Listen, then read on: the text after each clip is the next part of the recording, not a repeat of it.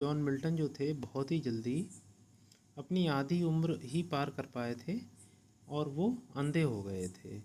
अब वो क्या करते थे कि प्रभु की स्तुति करते थे और प्रभु के लिए भक्ति से भरी हुई कविताएं लिखते थे। अब वो कहते हैं कि भाई अब मैं अंधा हो गया हूँ, मैं कविताएं नहीं लिख सकता, अब मैं तो एक ही काम जानता हूँ, प्रभु की रचनाएं करना। लेकिन अब मैं कैसे लिखूं? जब मैं मर जाऊंगा तो प्रभु मेरे लिए डांटेंगे। वो ये डांटेंगे कि देखो, तुमको मैंने जीवन दिया, तुमको एक ही काम आता था, मेरी स्तुति करना, वो भी तुम नहीं कर पाए। तो ये सवाल जब उनके दिमाग में आता है तो जॉन मिल्टन बहुत परेशान हो जाते हैं। लेकिन फिर उनकी अंतरात्मा से आवाज़ आती है कि भगवान को किसी के काम की ज़रूरत नहीं होती, कि आप मेरी सेवा करो, क्योंकि भगवान के काम करने वाले हजारों फरिश्ते उनके एक इशारे पर किसी भी काम करने के लिए तैयार रहते हैं। तो सबसे पहले पैरा में उन्होंने अपने बारे में बताया है कि उनके साथ क्या हुआ है। फिर वो बताते हैं कि प्रभु क्या चाहते हैं, प्रभु क्या करवाना चाहते हैं। तो जॉन मिल्टन कहते हैं, व्हेन आई कंसीडर, जब मैं समझता हूँ, how my light is spent, कि मेरी आंखों की रोशनी कैसे चली गई, बिफोर हाफ माई डेज, अरे अभी तो आधी भी ज़िंदगी नहीं हुई है, आधी भी उम्र नहीं हुई, तब तक मैं अंधा हो गया। In this dark world and wide, इस विस्तृत संसार में पूरा संसार मेरे लिए अंधेरे से भर गया। एंड दैट वन टैलेंट, मैं तो एक ही काम करना जानता हूँ, which is that to hide, और मेरे मरने के बाद वो टैलेंट भी ख़त्म हो जाएगा। मेरा तो एक ही टैलेंट है, कविताएं लिखना प्रभु की स्तुति में। लोज्ड विद मी यूजलेस, अब मेरे ऊपर ये बोझ है कि मैं अंधा हो गया, मैं कविताएं नहीं लिख पा रहा हूँ। दो माई सोल मोरवेंट, और ये सोचकर मेरी आत्मा बहुत ज़्यादा बोझ से भर गई है। To serve there with my maker, और मैं कैसे सेवा करूं अपना मेकर की, देखो एम कैपिटल बना है, अपने बनाने वाले की, मतलब भगवान की मैं कैसे सेवा करूं। And present my truth account, और जो मेरा अभी व्यक्तिगत अकाउंट है, मेरे कार्य हैं, लीज द रिटर्निंग चाइल्ड, अब मैं उनकी सेवा कर ही नहीं पा रहा हूँ कविता लिखकर।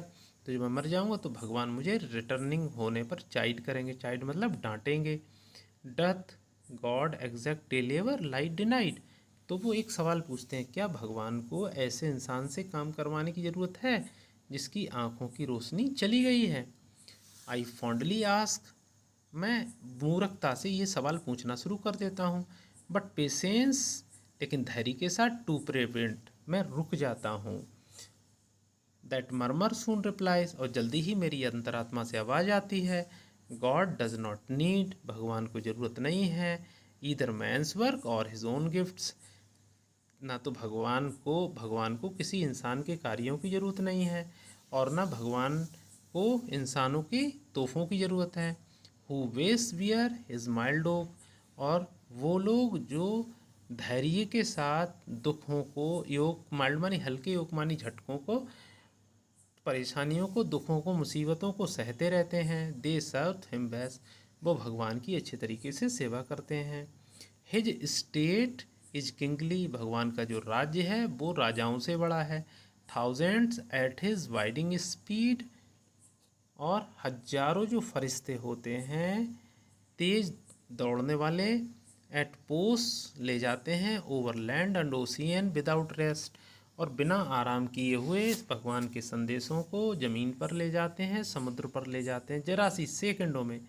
दे also serve who only stand and wait, और वो सारे इंसान भगवान का सेवा करते हैं जो क्या करते हैं,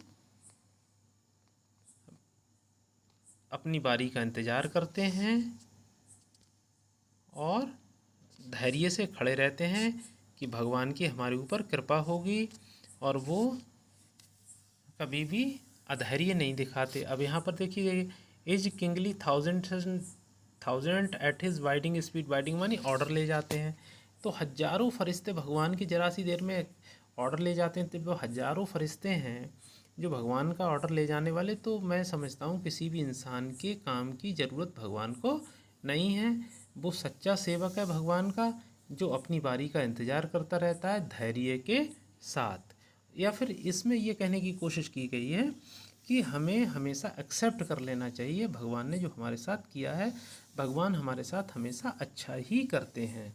अब वो इस बात को एक्सेप्ट कर लेता है कि भगवान ने जब मेरी आंखों की रोशनी छीन ली है तो ये भगवान का ही इच्छा है, इसमें मुझे दुख व्यक्त नहीं करना चाहिए कि मेरी आंखों की रोशनी चली गई। तो इस चीज़ को वो एक्सेप्ट कर लेता है और इस चीज़ को एक्सेप्ट करता है कि भगवान ने जो किया है वो उसके साथ कैसा किया है, अच्छा किया है।